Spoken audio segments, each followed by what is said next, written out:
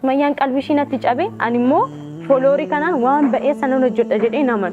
Ani waan gaarii foloorii kanaan nan hojjedha jedhee ofitti illee namanu hin hojjedhus.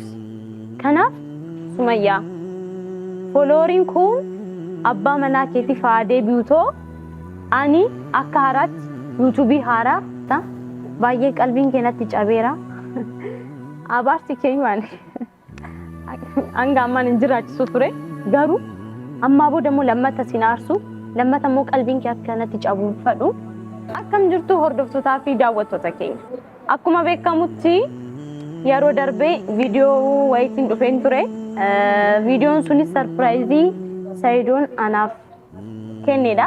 Akkuma beektan sabskraayibii 353 kan ga'u akka kennaatti godhee naaf kennee ture. Anis baay'ee gammadee gara keechanitti dhufee haasa'an ture. Achukoos siniif qoodeen ture. Garuu immoo gammachuu koo osoo hin fixiin gaddatu dhufe. Gaddi isaa maal seetanii erga YouTubeii foloorii sana akka naa kennee viidiyoo irratti bahee erga haasa'ee booda wantoota tokko tokko uumamanii turanii isinillee argitanii jirtu jedheen amana. Viidiyoon Sumayyaan hojjatte argitanii jirtu.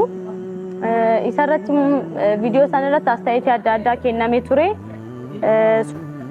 Sumayyaan ani akkamitti foloorii 193 homaa osoo qabu akkamitti niitii yookaan haadha manaa ishee lammaffaatiif foloorii 353 akkamitti kenna akkamitti akkana ta'a jettee baay'ee lolaa jirti baay'ee gadditee jirti. Bakka jechuun sooshaal miidiyaa irratti baatee baay'ee lolaa jirti. Innaa ani maal jechuufan dhufee har'a Sumayyaa kiyyaa ani namni kamiyyuu akka qalbiin isaa natti cabuun barbaadu akka natti gadduun barbaadu. Anaafsi ammarratti immoo ati haadha manaa hangafaadha. Haadha manaa Sayidoo ishee duraadha.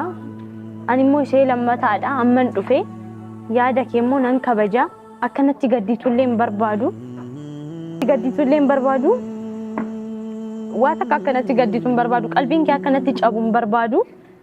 Haa ta'uti erga jettee immoo ani si waliin wal mufachiisuu hin barbaadu. Akka natti gadditus hin barbaadu. Soo maal gochuufan yaadee teetanii Sumayyaan gadda ani gammaduu hin barbaadu.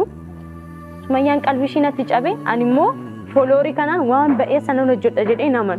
Sumayyaa qalbii ishii cabse ani waan gaarii foloorii kanaan nan hojjedha jedhee ofitti illee namanu hin hojjedhus.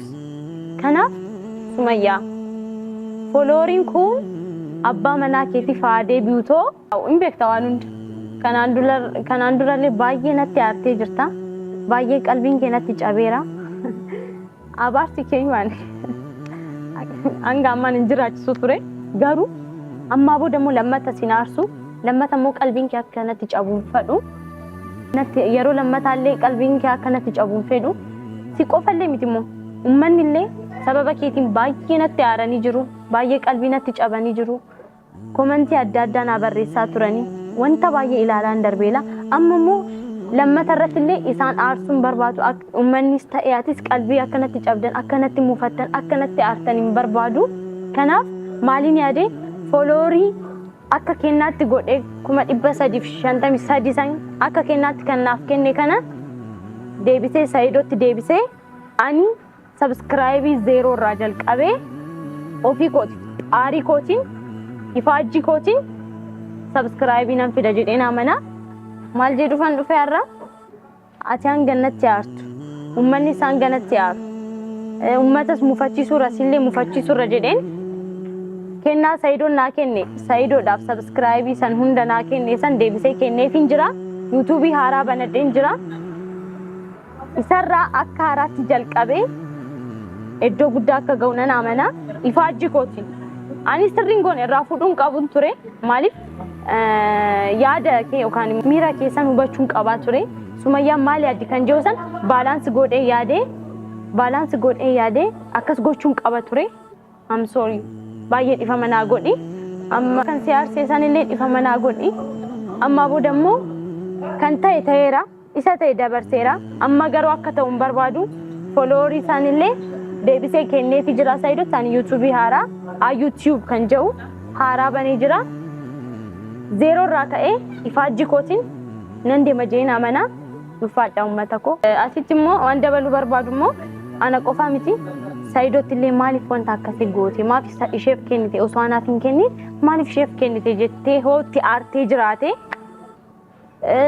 badi balleesse jettee itti aartee hoo jiraate ifama godhii fi maqaa kootiin gaafadha Sumayyaanaaf ati ammaa booda wal aarsuu hin qabnu hoo danda'ame utuu afuu wal jennee nagaadhaan osoo nagaa busnee waliin jiraanne natti tola galatoomi ሰላም ውድ ተመልካቾቻችን እንዲሁም ውድ የሱመያ ተመልካቾች እንግዲህ እንደምታውቁት ያለፈው ጊዜ በሆነ ቪዲዮ ደስ በሚል ቪዲዮ መጥቼ ሰርፕራይዝ የሆንኩበትን ነገር እኔ መጥቼ አጋርቻችሁ ነበር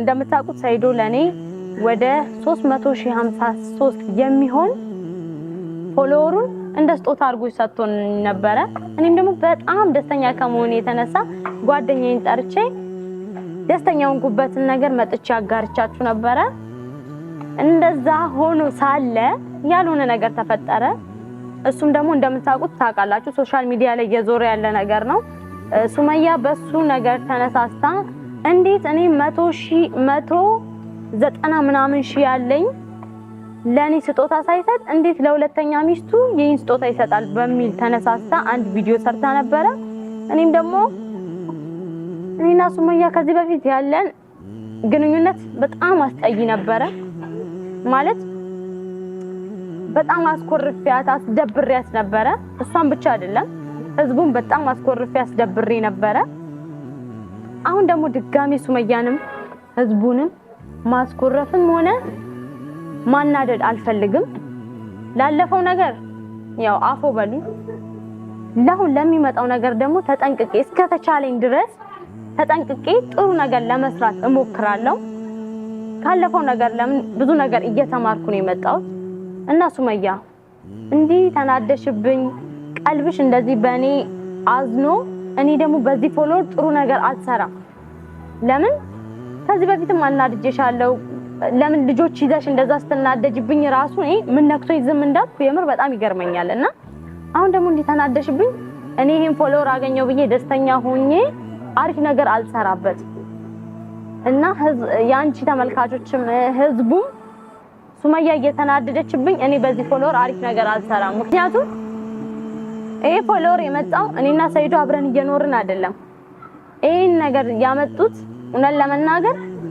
ሰይዶና ሱመያ አንድ ላይ በመኖር አንድ ላይ በመስራት ነው ይሄን ፎሎወር ያካበቱት ይሄንን ሀብት ያካበቱት ሁለቱ ናቸው እና በዛን ሰዓት ነበር ማሰብ የነበረብኝ አሁን ቁጭ ብዬ ሳስበው ሱመያ እዚህ ላይ ያላት እንትን በጣም ትልቅ ነው ሶ እንደውም ለኔ ሳይሆን ለሱመያ ይገባታል በእውነት ይገባታል ነው የምለው ለምን በትዳር ውስጥ እያሉ ነው ይሄን ነገር ሊያካብቱ ሊያመጡ የቻሉት እና አንቺ ያዘንሽብኝ ደግሞ እኔ በዚህ ቪዲዮ በዚህ ፎሎወር አሪፍ ነገር እንደማልሰራ ስለማቅ ሱመያ ይቅርበኝ እንዲሁ ደግሞ የሱመያ ቤተሰቦች ተመልካቾቻችን ይቅርበሉኝ እና ምን አሰብኩ መሰላችሁ ይሄን ፎሎወር እንዳለ አንስቼ ለሳይዶ መልሼለታለሁ እኔም ደግሞ አዲስ ዩቲዩብ በመክፈት አዩ ዩቲዩብ የሚል ከፍቻለሁ አዩ ዩቲዩብ የሚል ከፍቻለሁ እሱ ላይ ደግሞ በራሴ ጥረት በራሴ አይዲያ በራሴ ነገር መጥቼ ፎሎወሬ እንደማሳድግ አምናለሁ ሱመያ በጣም ይቅርታ በዚህ አጋጣሚ